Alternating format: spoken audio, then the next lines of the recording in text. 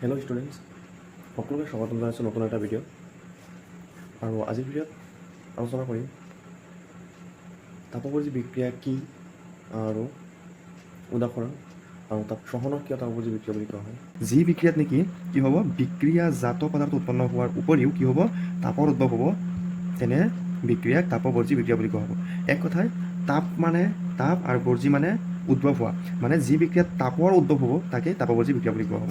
চ' example কি আছে মানে আমি বুজিব চেষ্টা কৰোঁ যে কেলছিয়াম অক্সাইড মানে পোৰা চূণ আমি যে বজাৰৰ পৰা যিটো কিনি আনো সেইটো পোৰা চূণ, যে পোৰা চূণত যেতিয়া নেকি আমি পানী দিম তেতিয়া কি হৈ যাব, আমি দেখিম যে কেলছিয়াম হাইড্ৰক্সাইড উৎপন্ন হ'ব, যাক আমি শীতলিত চূণ বুলি কওঁ, আৰু লগতে তাপৰ উদ্ভৱ হ'ব। কাৰণ আমি জানো যে বজাৰৰ পৰা যিটো চূণ কিনি আনো সেই চূণত যেতিয়া নেকি আমি পানী দি দিওঁ তেতিয়াহ'লে কি হয়, তাপ উৎপন্ন হয়। গতিকে তাপ উৎপন্ন হয়, আৰু যিটো নেকি চূণ পানী বুলি কওঁ বা শীতলিত চূণ বুলি কওঁ সেইটো হ'ল কেলছিয়াম হাইড্ৰক্সাইড। আৰু এতিয়া হ'ল উদাহৰণ, যে উদাহৰণ তিনিটা আছে। প্ৰাকৃতিক গেছৰ দহন এইটো এটা তাপপৰজী বিক্ৰিয়াৰ উদাহৰণ হয়। শোষণ এইটো এটা তাপপৰজী বিক্ৰিয়াৰ উদাহৰণ হয়।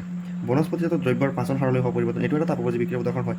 এইপিনে কেলছিয়াম অক্সাইডক পানী দিয়াৰ লগে লগে কেলছিয়াম হাইড্ৰক্সাইড উৎপন্ন হৈছিলে, কাৰ্বনক দহন কৰিলে কি হৈছিলে, কাৰ্বন ডাই অক্সাইড উৎপন্ন হৈছিলে। এই গোটেইকেইটা কি হয়, তাপপৰজী বিক্ৰিয়াৰ উদাহৰণ হয়। চ' পৰীক্ষাত আহিলে শোষণক কিয় তাপপৰজী বিক্ৰিয়া বুলি কোৱা হয়, যে যিহেতু শোষণত তাপৰ উদ্ভৱ হয়, শোষণত কি হয়, তাপৰ উদ্ভৱ হয়, সেইবাবে শোষণক তাপপৰজী বিক্ৰিয়া বুলি কোৱা হয়।